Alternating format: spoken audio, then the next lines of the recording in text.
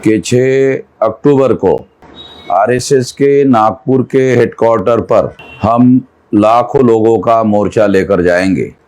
संविधान को बचाने का बहुत बड़ा कार्यक्रम है। तो हमारे तमाम एससी, एसटी, ओबीसी और माइनॉरिटी के लोग, जिनको हजारों सालों से कोई अधिकार नहीं था, उन लोगों को अधिकार संविधान के द्वारा मिला, वो अधिकार बना रहना चाहिए, सुरक्षित रहना चाहिए। इसके लिए ये आंदोलन, ये मोर्चा निकाला जा रहा है।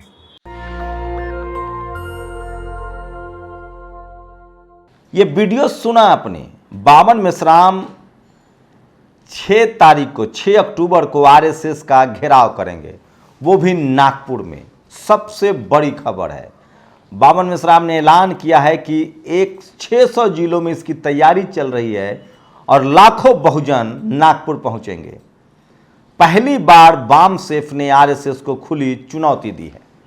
दूसरी सबसे बड़ी खबर है, चित्रा त्रिपाठी को आज तक ने निकाल दिया है और बीजेपी के बड़े नेता ने, केंद्रीय मंत्री ने, ब्रॉडकास्टिंग मिनिस्टर ने टीवी अखबार पर बड़े सवाल खड़े किए हैं। सुप्रीम कोर्ट ने तो इसको कह दिया है कि कोर्ट, ये टीवी अखबार जो है वो कंगारू कोर्ट लगाता है। वहीं बीजेपी के कई नेता और सांसद लपेटे में हैं। आम आदमी पार्टी के मनीष सिसोदिया ने करोड़ों रुपए का हर्जाना का दावा ठोका है और उसको लेकर अब सुप्रीम कोर्ट तक मामला चला गया। दिल्ली हाई कोर्ट ने केस रद्द करने से मना कर दिया था। अब सुप्रीम कोर्ट में मामला चला गया है और मानहानि का केस चल रहा है। वहीं मायावती जी के ट्वीट से साफ होता है कि उन्होंने अब तय कर लिया है, लगभग साफ है कि 2024 में अखिलेश और मायावती जी साथ आएंगे।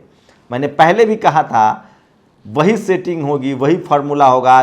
डिप्टी सीएम होंगे आकाश आनंद, राष्ट्रपति कैंडिडेट हो सकती हैं मायावती। और राहुल गांधी की तस्वीरें सोशल मीडिया पर बहुत वायरल है। एक बच्ची के साथ वो दिख रहे हैं, जिसके बाद संबित पात्रा ने तंज किया।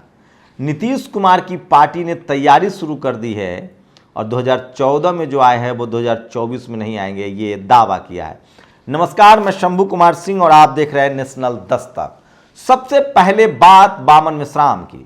बामन मेश्राम ने ऐलान कर दिया है कि 6 अक्टूबर को वो नागपुर का आरएसएस दफ्तर घेरेंगे।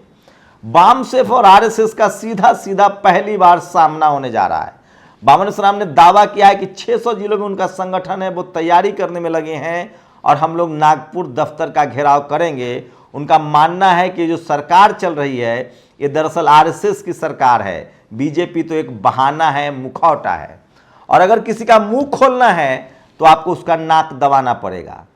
तमाम जो बहुजन आंदोलनकारी है वो इसको तमाम तरीके से टीका टिप्पणी कर रहे हैं, लेकिन पहली बार बाम सेफ ने ऐलान किया है कि वो नागपुर हेडक्वार्टर का घेराव करेंगे, जो आरएसएस का दफ्तर है। 6 अक्टूबर का दिन तय किया गया है, देखिए क्या होता है। लेकिन एक बात तो तय है कि बाम सेफ ने अब तय कर लिया है कि वैचारिक रूप से अब आरएसएस से दो हाथ करना पड़ेगा। वही दूसरी बड़ी खबर है, चित्रा त्रिपाठी लंदन में थी, रिपोर्टिंग कर रही थी, अब आज तक से उनकी छुट्टी हो गई है। सोचिए क्या है मीडिया की विश्वसनीयता। ये लोग खुद जब एंकरिंग करती हैं तो पार्टी बदलने पर लोगों को घेरती है। कोई नेता इनसे नहीं पूछता है कि आप लोग चैनल क्यों बदल लेती हैं। तो सोचिए, इस देश में एससी, एसटी, ओबीसी, माइनॉरिटी के लिए चैनल में कोई स्पेस नहीं है, कोई जगह नहीं है। आपको बहुजन आंदोलन चलाना पड़ेगा, बहुजनों की खबर करनी पड़ेगी, तो आपको सोशल मीडिया का ही इस्तेमाल करना पड़ेगा। नेताओं के लिए भी जगह नहीं है। चित्रा त्रिपाठी के बारे में बता दूं, ये घोर जातिवादी हैं। ये वीडियो सुनिए।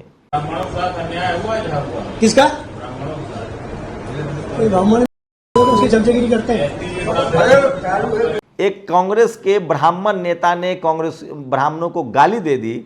चित्रा त्रिपाठी को इस बात का दुख नहीं कि ये गाली गलौज करता है, उनको इस बात का दुख है कि उन्होंने ब्राह्मणों को गाली दिया। अगर ये ब्राह्मण नेता किसी गैर सवर्ण को गाली देता, गैर ब्राह्मण को गाली देता, तो चित्रा त्रिपाठी को दुख नहीं था। उनको दुख इस बात का है सिर्फ कि ब्राह्मण ने ब्राह्मण को क्यों गाली दिया। इस कदर बढ़ी हुई है। आरक्षण का ये पहले भी कई बार विरोध कर चुके हैं। सोचिए, अनुराग ठाकुर ने कहा है, जो ब्रॉडकास्टिंग मिनिस्टर हैं, कि टीवी अखबार एक तरफा डिबेट करता है, युवा उसको देख नहीं रहे और टीवी की विश्वसनीयता खत्म हो चुकी है। ये वो लोग कह रहे हैं जिनके लिए टीवी वाले काम कर रहे हैं, सरकार के लोग कर रहे हैं। इसके पहले सुप्रीम कोर्ट के chief justice of India Ramana ने कहा था कि मीडिया जो है वो कंगारू कोर्ट लगा रहा है। इससे पहले चंद्रचूड़ ने कहा था कि अब मीडिया को ईमानदार और खोजी परख पत्रकारिता करनी चाहिए और सरकार से सवाल पूछना चाहिए। लेकिन मुझे अभी भी उम्मीद है कि भारत के पत्रकार ये सब नहीं करेंगे। अभी मुझे एक पत्रकार का फोन आया, उन्होंने कहा कि शंभू जी, आप सरकार से सवाल पूछते, आपको डर नहीं लगता है? मैंने उनसे कहा कि एक बात बताइए, आप सेना में होते और युद्ध छिड़ जाता तो क्या भाग जाते इस डर से कि गोली चलेगी मर जाऊंगा? तो नहीं भागता। तो मैंने कहा जब मैंने पत्रकारिता के मैं प्रोफेशन में हूं तो मैं सरकार से सवाल क्यों नहीं पूछूंगा? सोचिए आप, इस तरह के हालात। अगर आप टीचर हैं तो बच्चों को पढ़ाएंगे नहीं, आप फौज में हैं तो युद्ध देख के भाग जाएंगे, आप मीडिया में हैं तो सरकार की चापलूसी करेंगे। इस देश में यही हो रहा है। खासकर इस देश की मीडिया ने, सेना हमारी जिस तरह से शौर्य से दुश्मनों का सामना करती है, इस देश के तमाम लोग ईमानदार हैं। सिर्फ एक पिलर है जो सबसे ज्यादा भ्रष्ट, जातिवादी, मनुवादी, ब्राह्मणवादी और बेईमान है, और वो है इस देश का टीवी, अखबार और पत्रकार। और जिस देश का टीवी, अखबार और पत्रकार बेईमान, जातिवादी, मनुवादी हो जाता है, उस देश की डेमोक्रेसी टिकती नहीं है। इसलिए पत्रकारिता एक बड़ा पक्ष है जिसमें बहुजनों को अपनी भागीदारी तय करनी चाहिए। आप लोग अपनी प्रतिक्रिया जरूर दीजिएगा। कल का ये ट्वीट देखिए। परसों अखिलेश यादव धरने पर निकले थे। मायावती जी ने बैक टू बैक थ्रीड में ट्वीट किया कि विपक्ष को सड़क पर प्रदर्शन न करने देना एक तरह का अत्याचार है, डेमोक्रेसी का खात्मा है। लगातार इधर देखने को मिल रहा है कि मायावती जी कांग्रेस और अखिलेश को लेकर बहुत सॉफ्ट हो रही हैं और बीजेपी पर बहुत हमलावर हो रही हैं।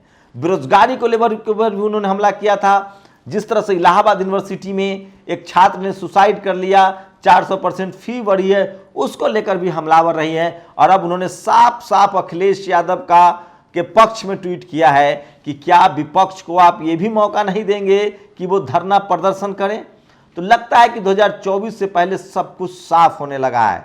दरअसल मायावती जी के पास एक बड़ा फैसला है जो उनको करना पड़ेगा। अगर Akash Anand deputy CM, Akhilesh CM करके एक समझौता होता है तो शानदार होगा। अगर विपक्ष के तौर पे वो अगर राष्ट्रपति की उम्मीदवार बनाई जाती है तो ये भी एक बड़ा शानदार होगा।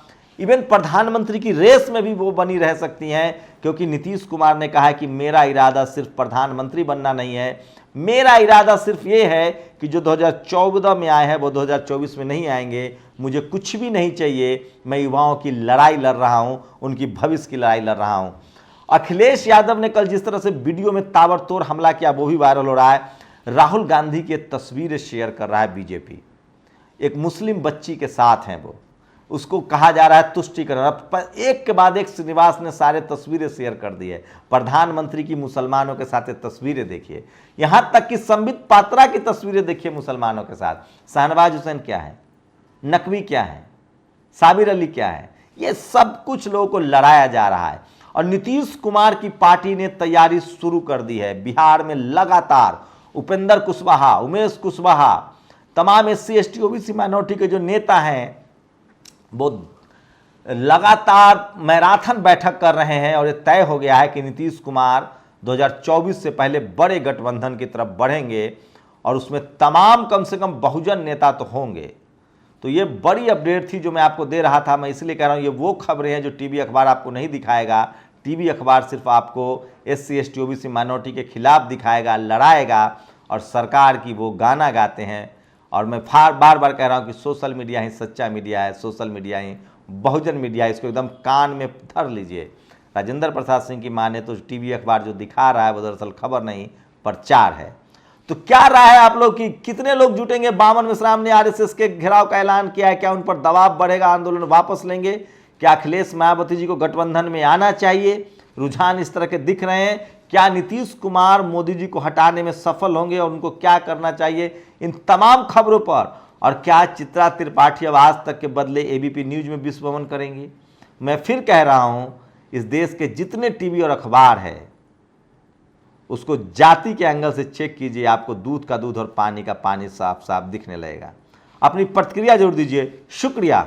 नेशनल दस्तक की आपसे गुजारिश है कि अगर इसको बचाना चाहते हैं तो नेशनल दस्तक को सब्सक्राइब करने के लिए रेड कलर के सब्सक्राइब बटन को दबाएं, फिर बेल आइकन की घंटी दबाएं। नेशनल दस्तक को बचाने के लिए बहुत जरूरी है कि हर खबर को शेयर करें, लाइक करें, कमेंट जरूर करें।